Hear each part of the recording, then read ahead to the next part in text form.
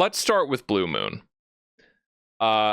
New Richard Linklater film, one of his two movies being released this year. You and I actually talked about on this very podcast Hitman from last year, a movie that you were very fond of. I was not. I really don't have that much experience with Richard Linklater, even though I'm very familiar with, what movies he's directed, but I just haven't seen a lot of them. But also, and due to that, I also feel like I'm pretty under versed in Ethan Hawke as an actor. So you were saying how you were excited for this movie. I knew how hyped you were for this movie, and I saw people giving it a lot of praise. So I actually went to the theater, to my local art house that was playing it, and I got to be honest, man, I was so surprised and so happy that I went to go see this movie in a theater with a crowd of people in an art house theater that were actually there to see the movie. This is one of the better movies I've seen this year. Probably could make it into my top 10. But I was just, Remington, I needed this. I needed something where I went into and I just thought, I don't know if this is going to be for me. And absolutely just being blown away by it. So tell me a little bit about your experience with Blue Moon and all that. So I do have more experience with Linklater than you do. I wouldn't say it's like a deep experience. There's still plenty of his that I would like to be able to see at some point. But I think when I was starting my movie quest, I guess you could say, Boyhood was like an early one that I immediately seized on, because I remember hearing about Boyhood when that came out back in the day. I think it would have been like 16 or something, 17, and thinking that was like a really interesting premise. Just never was able to get the chance to see it. And then I finally saw it and I really liked it. And as you may know, Ethan Hawke is in Boyhood. He's the dad in Boyhood. And for those listening who don't know the conceit of Boyhood, he filmed that over the course of a decade. The whole idea was that he wanted to just take a little bit of time out of each year to film these three actors, Ethan Hawke, Patricia Arquette, and I forget the name of the kid, but the kid, and just capture as they age and as they grow, and kind of tell the story of a family over the course of 10 years. From the time the kid is a little boy to the time when he graduates high school and starts college, basically. And it's a really sweet, really poignant film. And I liked it. And Ethan Hawke, I believe, got a supporting actor nomination out of that. He has a really good monologue in that movie that first really cued my attention to him as an actor. They are longtime collaborators. It was this year that I finally was able to go and see the Before trilogy. I had the privilege of being able to go. IFC was doing a special. IFC is a local art house theater in New York City, very famous.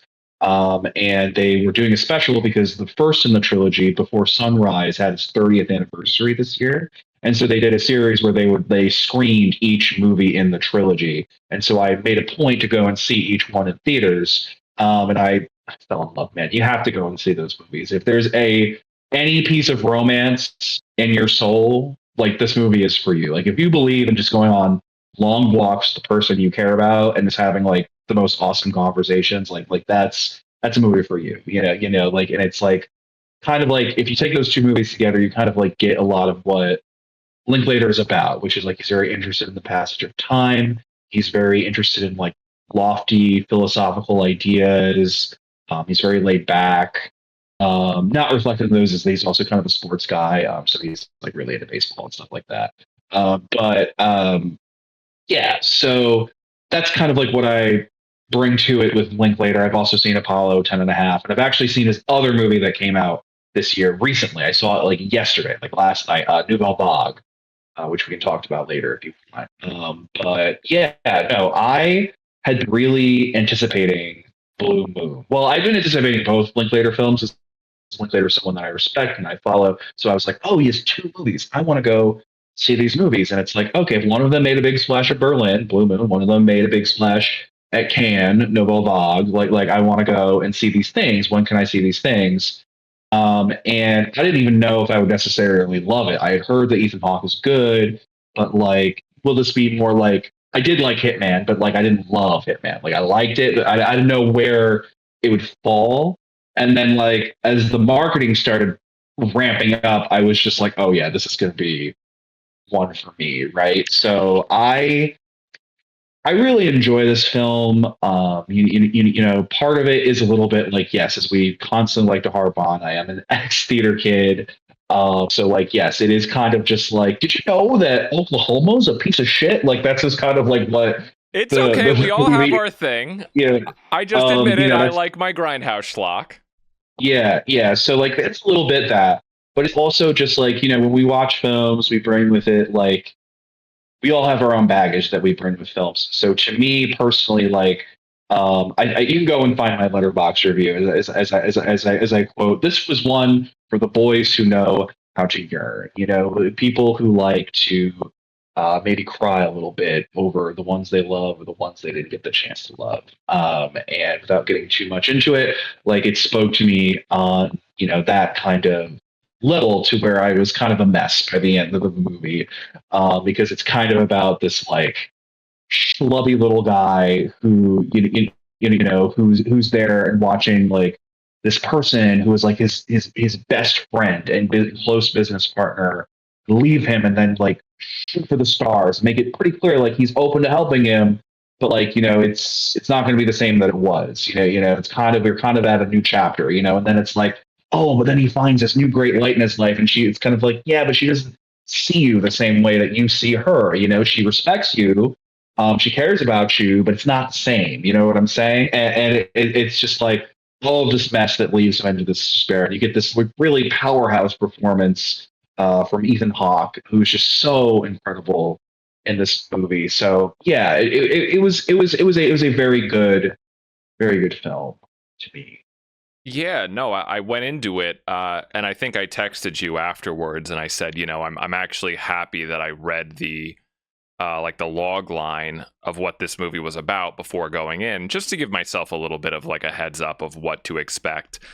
So essentially, Ethan Hawke is playing real life Lorenz Hart, who was who's the songwriter for a lot of famous plays like Oklahoma.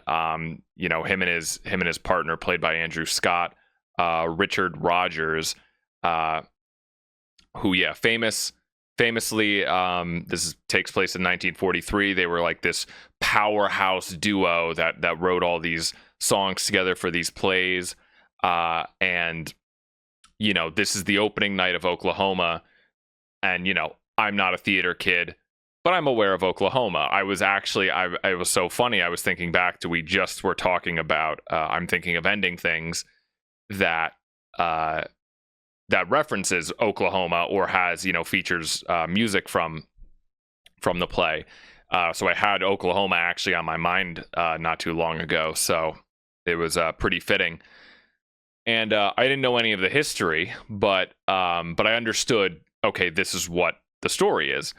And I was just riveted. It's essentially just takes place all in this one bar on one night, and it's Ethan Hawke coming into this bar, revealed that he is a very short man.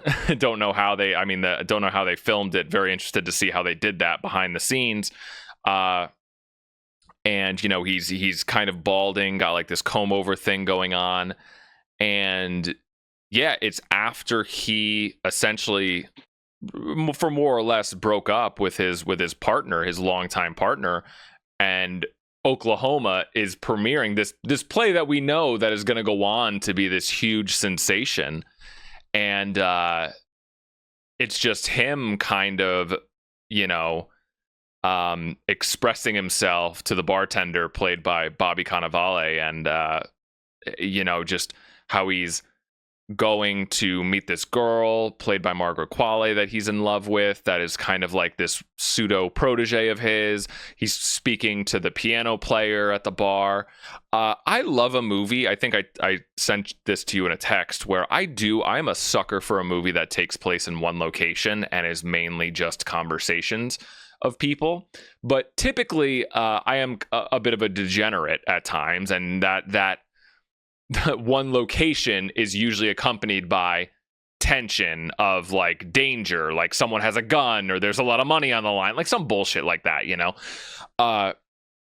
This absolutely riveted me, you know, where I could not remember the last time where the complexities of a performance and the complexities of all the dynamics going on between Hawke's character and the other characters involved just carried me through the entire movie. And I was absolutely riveted throughout the entire thing. And it kind of blew me away with how much Ethan Hawke, immediately you clock that this guy is definitely in the closet. You know, or just, you know, denying it to himself. But everyone kind of is, even Bobby Cannavale says to him at one point, like, don't you swing the other way when talking about this girl. Like, everyone's kind of aware of it, but he's kind of just lying to himself. And, but also because he's clearly a gay guy, he's so witty and charming and good with language. He's all about language, right? And, the quotables that he says in this movie, and the way that Ethan Hawke has to play this with such complexity, where he's a little overpowering, he's kind of bitchy and catty, but in like a charming way. But he, you know, I love the way that he interacts with that one writer who's sitting off to the side in the bar that he interacts with later on in the film, where it's kind of like, oh god, you don't know whether or not that writer, who's a real life journalist, is going to be White. Yeah, you don't know if he's going to be, oh god, don't come talk to me, or I'm going to engage with this. And you know, but yeah, just so much complexity in Ethan Hawke's performance, and even a lot of the other characters. Especially, I would like to shout out Andrew Scott, of all the dynamics in this like almost, you know, you go almost like a play type of story in this little movie. But yeah, easily one of the best I've seen this year for sure. But no, I agree. So you found yourself just like very captivated by the emotions and the like character dynamics. Is that's what hooked you in? Yes, it was very yes, it was very tragic for sure. You knew, obviously, when the movie opens, you know where it's going to go. And in this, I kind of thought about that. I thought, like, did we need that opening where we know where it's going to go? And I think ultimately it works, because that's not really, it's not meant to be a reveal what happens to Hart at the end of the movie. That's not really meant to be a reveal. And obviously it's like, it's a true story, right? I think it's more about the just the this moment in time where we're just seeing Hart and it taking in what kind of person he is, and this moment where his ex-partner is seeing all this success and just watching this guy process that, and how he uses his wit and his charm as a defense mechanism, kind of, but you're also kind of in awe at how charming, but like, you know, obviously his sexuality, kind of lying to himself, but just just absolutely riveted me. But yes, on top of that, it ultimately is a very, very tragic story at the end of the day, right? But yeah, and I mean, like, the opening of the movie, it's a little bit the movie like calling its own shot, you know what I mean? And in that sense, I think it's just meant to set the tone, right? It's like, yeah, it's not going to end well, All right, and you're just here to find out why it didn't end well. Right. And then it just wraps around in the end, just to be like, well, we're at the end, you know. And it also is meant to heighten the experience of, oh no, he's pouring the drink. Oh no, he's actually drinking the drink. Right? It's kind of meant to help you bookend the passage of time, so you know where everything's going. I think it works personally. And so yeah, no, I really enjoyed this movie. It's definitely stayed with me. And I really do hope there's been some buzz, you know, I'm sure you've heard for Ethan Hawke's performance. And I really would love if it magically transformed into a Oscar nomination for him. It's been a few years since he's been nominated. And I would certainly love to see it. He is a great actor, and I wish him nothing but the best. Yeah, like I said, I really haven't experienced Ethan Hawke in too many projects before. Honestly, I've seen Training Day. You know, I really, if you're not Did you see First experienced. Reformed? Oh yes, I have seen First Reformed. I like First Reformed. I don't know if Ethan Hawke's really the one that stands out. I mean, he gets to have a very showy performance here, right? But it's justified because this guy was a theater The showy guy, yeah. Yeah, he's a showy guy. He wrote songs for musicals. You know, he's like I said, you know, all about language, and so it makes sense that this is a very showy performance. And he's a very extroverted gay guy. Like, and I, you know, there was like part of me was like, I was like, oh, he's gay. This is gonna be great. You know, I kind of had that. I had that, the sad gays over here. I was like, oh god, I love a catty gay guy. Please, okay, this movie's gonna be great. This guy's gonna be fun. But yeah, I just, but you know, and you've heard me have my spiels before of like I hate judging acting because I just think it's so. I don't know. I don't typically like judging acting, but here it really was just a showcase of Ethan Hawke. The whole movie's on him, where it all hinges on his performance.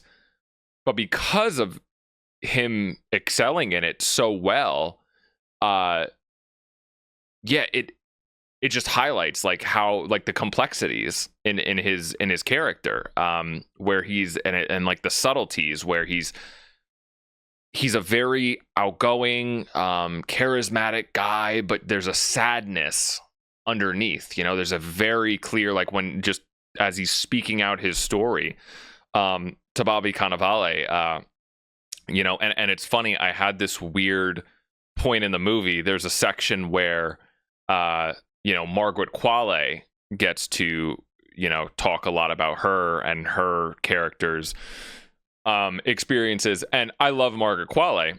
Thought she was great casting, but I'm sorry, her character just was not near. It was more her character just was not nearly as interesting. The minute she's the 15-minute stretch where she's talking more about her character and her backstory, I could feel myself going, oh fuck, this movie is really getting carried by Ethan Hawke. Like, let's get back to him.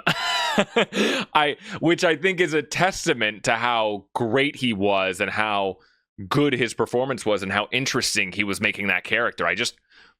I loved that I got to spend 90 minutes in a bar with this guy at this point in his life and this point in time. So yeah, I just thought, oh fuck, this all is clicking on so many levels. And the way he interacts with the piano player, like the writer, so many layers to it.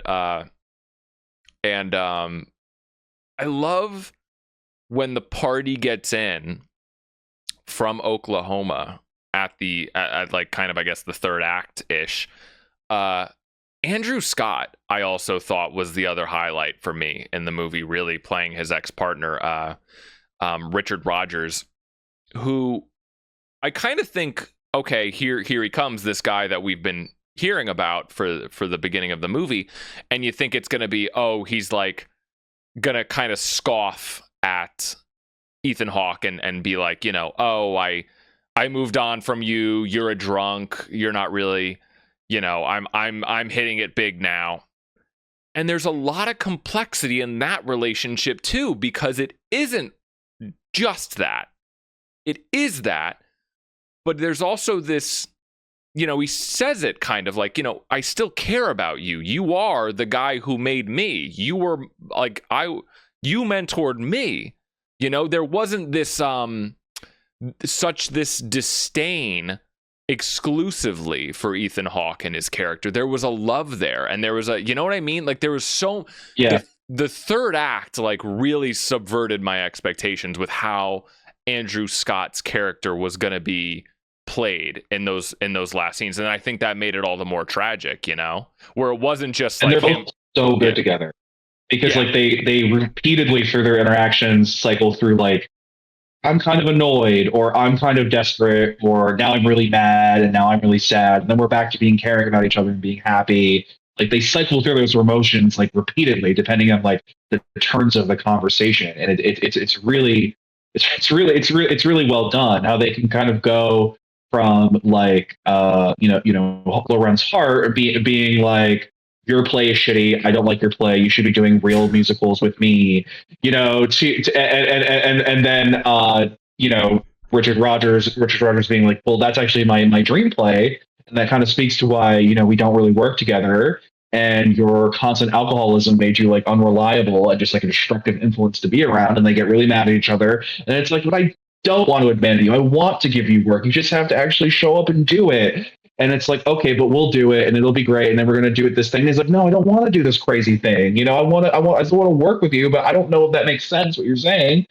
Let's start with the little things first. We're going to update this one thing we're going to do together, and then we'll work from there. And it's like, oh, maybe I'll think about it. Like, just like the way it like cycles, as you would when you have like history with someone. So everything you say has its own layer of connotations, no matter what you say, because you know each other that well, Yeah, Andrew, the Richard Rogers character, like when he came in, it really, just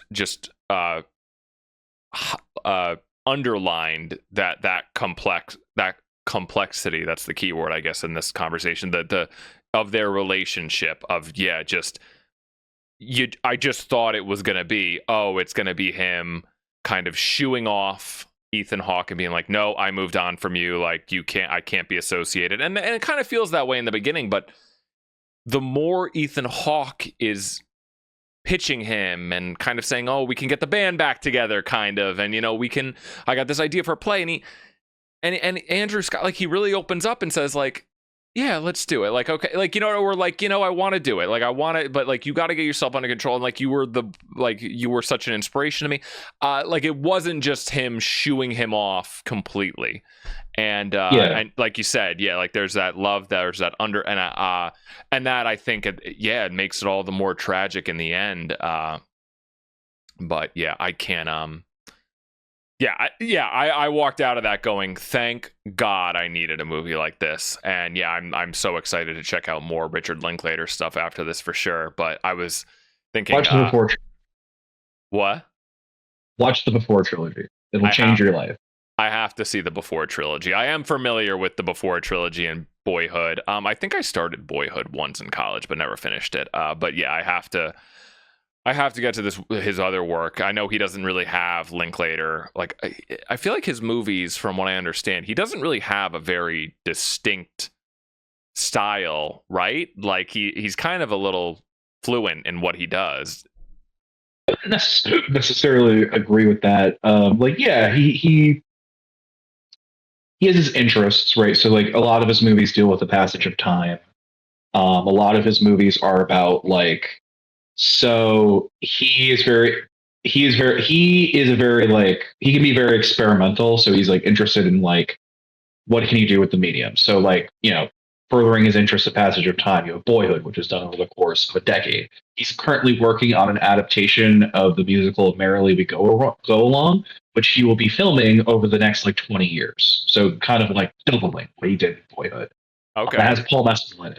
So look forward to that. And like, I think 2038, I think, is when that's actually going to like finally be released. Something like that. 2040, maybe like in the 2040s. I don't remember. He'll be like in his 80s regardless. When it finally is released. So he has his interest in that. He likes sports. He comes out of like his movie Slacker kicked off like a whole wave of like indie filmmaking in the 90s. Like people like Kevin Smith talks about all the time of like, I saw Slacker and I was like, if that guy who's around the same age as me can make a movie like that does all those things, that says all those things for that little of a money, why can't I do that? And that's why he went and made Clerks. Like that's the type of thing that was happening in the 90s. He did Dazed and Confused. Yeah, like his movies can be very talky. They have like lofty ideas. They can be a bit sentimental. But sometimes they can just be fun. It's yeah, they're very like, we're gonna have like a really chill time. We're gonna think about some things. You know what I mean? Like I think that's kind of like what it's like with his movies. Yeah. Yeah. No, I appreciate that. I actually I randomly recently, I think as recent as this year, I stumbled upon one of his movies, A Scanner Darkly. Yeah. With Robert Downey Jr., Keanu Reeves, and Woody Harrelson and Winona Ryder. And I remember watching it. Where the fuck did this come from? And it was really good. Yeah. Very experimental. Yeah, he made like 2 animated films, I think, in the 2000s. Was that one of the ones that had Alex Jones in it? Say that again? He has a couple movies in the 2000s with Alex Jones in them. Okay, that is insane. We're right because Richard Linklater, he's kind of like a spacey guy. This is the 2000s. Alex Jones is not yet the turbo fascist that we know him to be. He's just more of like he's on the right, but he's more of like a countercultural anti-establishment figure. You know what I'm saying? And also they're both Texans, right? And so they're both Texans in this kind of like weird art scene that's going on. And so, yeah, he's in a couple of early Richard Linklater films. I had no idea. That's fucking insane. Yeah. Okay. All right. Yeah, I'm going to have to look a lot more into that. I think his Nouvelle Vague, that's a documentary, correct? No, it's a drama. Oh, okay. Well, I'm excited. I'm going to check that out when it's on Netflix. Nouvelle Vague. Yeah, I saw that last night. It's about the making of Breathless, which is like this famous French film from the 60s that helped really push forward the French New Wave, which was like this important period in French filmmaking that is also hugely influential on like film everywhere, particularly in America. So yeah, it's a pretty good movie. I would say it's more very heady, very artsy. So I don't know. It might be, especially if you haven't seen Breathless, it might be less accessible to you. But I had fun with it. I liked it. Okay. Interesting. Yeah, maybe I'll have to check out the original movie before watching it. But okay, cool. Yeah, but no, absolutely loved Blue Moon. Also loved in the beginning. Right away, I was dragged right in when I know Oklahoma is like this huge critically acclaimed play, and he just sits on the bar and he goes, "Worst piece of shit I ever saw in my life."